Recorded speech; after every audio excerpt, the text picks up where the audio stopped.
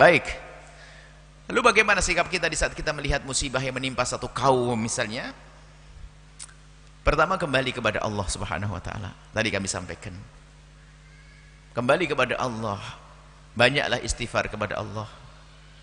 Jadi kalau ada musibah itu adalah jangan sombong kepada Allah. Karena bisa saja musibah itu karena dosa-dosa kita. Banyak istighfar kepada Allah agar Allah jauhkan dari musibah. Istighfar yang banyak, istighfar. Astagfirullah, astagfirullah.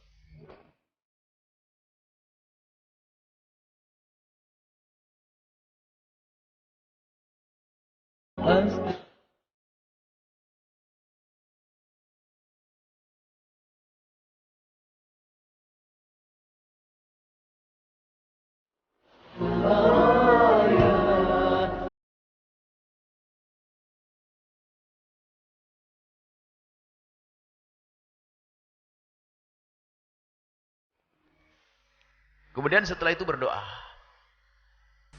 Lah berdoa ini adalah bermacam-macam cara. Jika musibah-musibah kolektif jama'i atau musibah menimpa jumlah yang besar begitu, maka kita dianjurkan untuk kunut, namanya kunut nazilah. Musibah itu akan ada musibah kezaliman yang dilakukan sekelompok orang atau terjadinya begebluk atau paceklik atau apa begebluk atau musibah ramai, wabah. Maka kita disunahkan untuk kunut nazilah. Kunut nazilah adalah membaca kunut Allah madfa' annal bala dan seterusnya, wal baba waz zalazil wal mihan ma dhahara minha wa ma batan dan seterusnya. Ya Allah, angkat bala bencana. Nah, ini kunut nazilah. Disepakati, enggak ada perbedaan di antara para ulama. Termasuk yang enggak mau kunut pun bersepakat kalau kunut nazilah itu ada. Kunut nazilah adalah dibaca setiap waktu sholat, khususnya sholat ini dalam mazhab kita adalah setiap sholat, khususnya sholat fardu. Jadi sholat fardu kita baca kunut nazilah.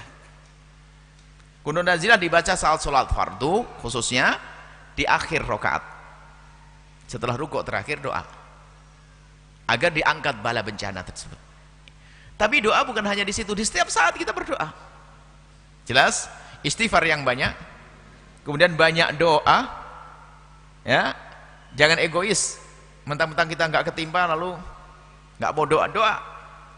Yang ketiga adalah patuhi aturan zahir orang-orang medis bagaimana cara menjauhi penyakit tersebut. Jangan sok tawakal, tawakal. Kalau di kita suruh pakai masker, pakai ini, pakai ikuti itu semuanya karena mereka yang lebih tahu. Fas'alu ala dzikri in kuntum la ta'lamun.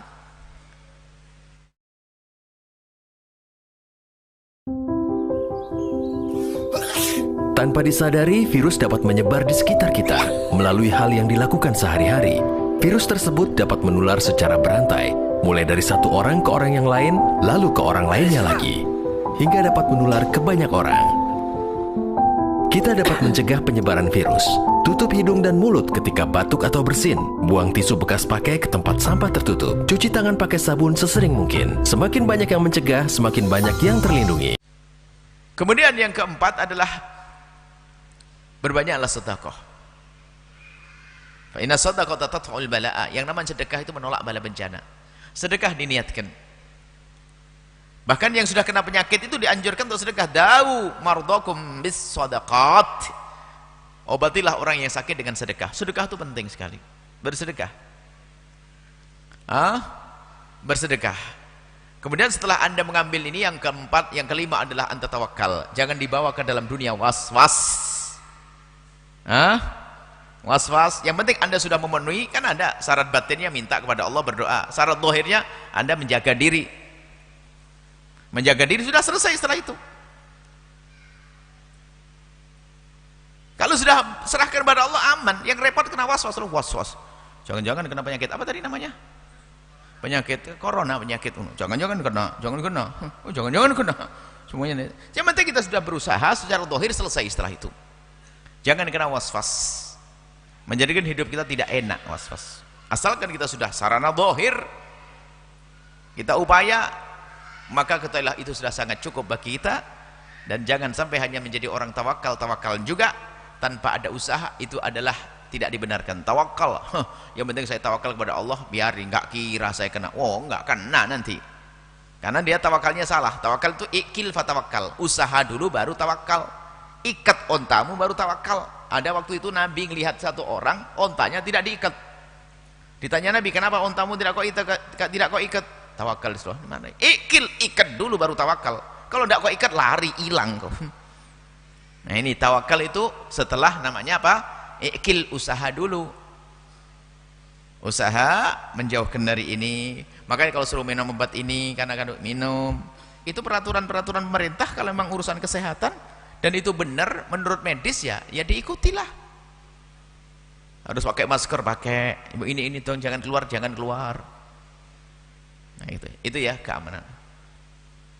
Jadi aturan-aturan kemaslahatan maka kita patuhi. Itu namanya ngambil wasilah zahir dan batin yang berdoa kepada Allah Subhanahu wa taala. Maka dengan inilah insyaallah kita dijauhkan dari malapetaka dan bencana. Wallahu a'lam.